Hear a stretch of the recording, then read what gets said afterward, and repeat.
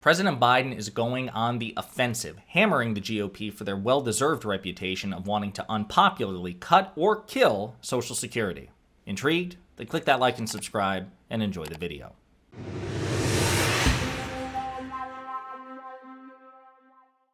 "2023 might very well be the age of Dark Brandon, baby. We thought he was gone after he showed up to call out MAGA Republicans and their fascistic inclinations in that speech in front of Independence Hall in Philadelphia last year.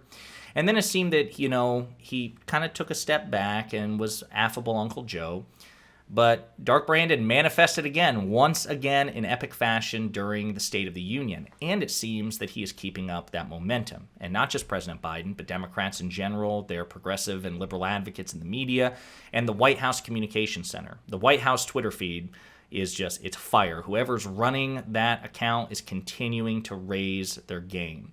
But yeah, President Biden is keeping momentum after rhetorically dunking on the GOP with a really good gotcha, routing them with their own reputation for wanting to cut Social Security or kill Social Security and Medicare.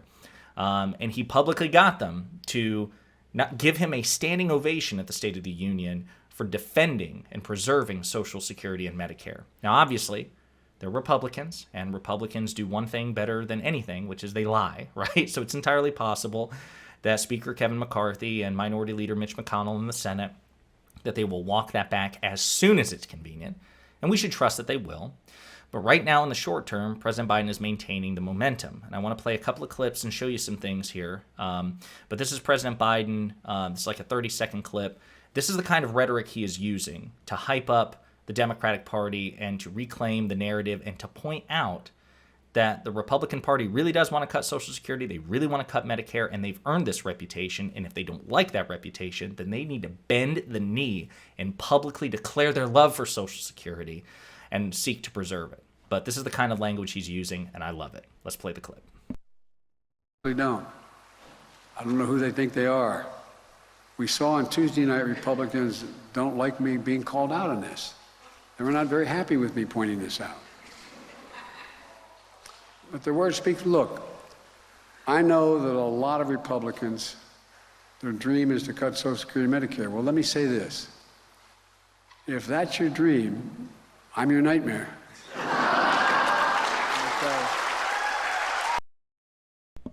All right, Dark Brandon. All right, if that's your dream, then I'm your nightmare. And it's true.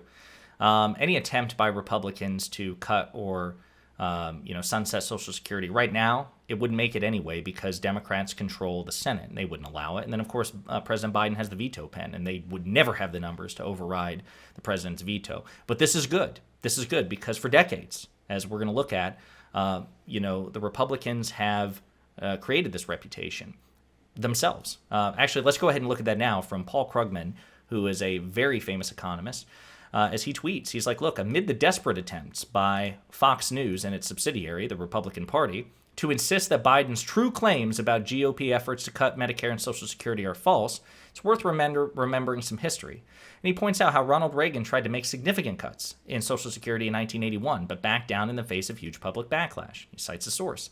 In response to the Cato Institute, which is a right-wing think tank, called for a Leninist approach, their term, setting the stage to exploit future crises to dismantle Social Security. Cato also created a project on Social Security privatization, which drew up plans for that happy event. In 2005, George W. Bush tried to move forward with that plan, although conservatives insisted that calling it privatization, which polled badly, was a left-wing smear. Meanwhile, Cato quietly changed the name of its project. Stepping back a bit, in 1995, Newt Gingrich shut down the government in an attempt to force President Clinton to make major cuts in Medicare and Medicaid. So again, right there, Gingrich kind of set the bar for using government shutdown or like government crises as leverage to try to force a Democratic president into Social Security cuts. After the Republican takeover of the House in 2010, Paul Ryan pushed a plan to convert Medicare into a voucher system, although, as with privatization, he insisted that calling vouchers was a left-wing smear.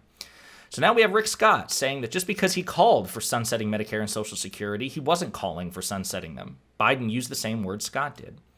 Let's also add that if you have absolutely no intention of ever cutting Social Security and Medicare, you don't set up a process where the entire programs have to be reapproved every 5 years. As Biden might say, come on, man. So let's not act as if Biden was engaged in some kind of gotcha. For more than 3 decades, Republicans have been trying to eviscerate Social Security and Medicare whenever they thought they had a political opportunity to do so. It's very much true. Beyond that, as another article cites, the Talking Points memo, 3/4 of the House Republican caucus endorsed Social Security cuts last year. What are they talking about? Well, as we noted earlier, Republicans are now aghast that anyone would be claiming that they want to cut Social Security. But last year, the Republican Study Committee, a House caucus that includes about 75% of all Republicans, released a proposed 2023 budget which included basically every kind of Social Security cut on offer.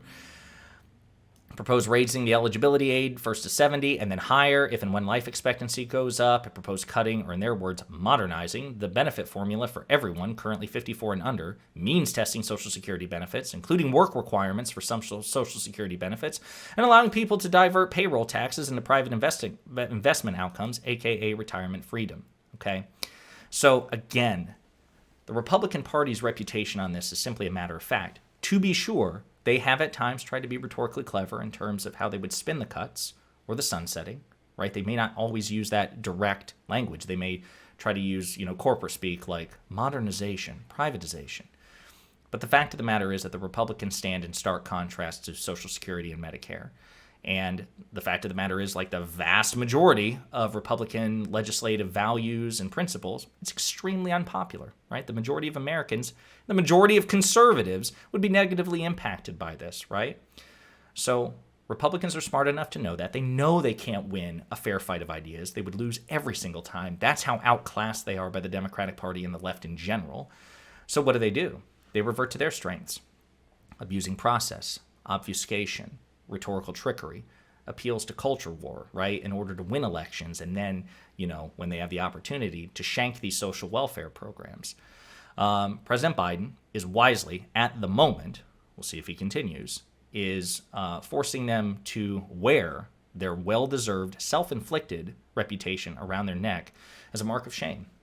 He should do it. Democrats, every Democrat, no matter how centrist you are, Joe Manchin, Kyrsten Sinema, whoever else, all the way to Senator Sanders and AOC and Rashida Tlaib and Pramila Jayapal, the Progressive Caucus, everybody should be in lockstep behind President Biden, not just in supporting legislation, which obviously protects Social Security, but using their media savvy, using their media outreach to make Republicans wear this.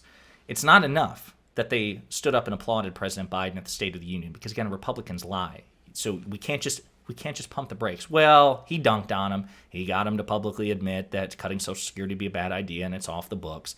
No. They're Republicans. As soon as the public looks away and the public forgets about what Republicans said, Republicans will change the narrative. So we have to keep up the pressure until Kevin McCarthy and the House Republicans and Mitch McConnell and Senate Republicans come to the table and say, we're going to agree to raise the debt ceiling, period. No cuts, no negotiations, no extortion, no blackmail, no conditions. Until such a time that it is on paper, it is a matter of fact. It's not something that Republicans can walk back. It's not a gentleman's agreement. Until that time occurs, then President Biden, the Democrats, progressives, liberals in the media and social media, commentators, whoever else, need to keep that pressure up. This is awesome. Let's keep the momentum going. Hey, you! Thanks for watching. If you liked the video, and I hope that you did, please hit the like and subscribe buttons below. And if you absolutely hated the video, the best revenge for you is also to hit the like and subscribe buttons below.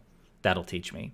If you want to share an opinion or share some feedback, go ahead and leave a comment, all right? 2023 is a year of change, hence the aggressive rebrand and commitment to new content. Inspired by my friends Luke Beasley and STV Philly, my personal goal for this channel is to hit 40,000 subscribers by the end of the year. So I'm hoping you'll do me a solid by spreading the word and the videos to potential fans and hate watchers alike. And in the meantime, we'll be pondering politics again with you very soon.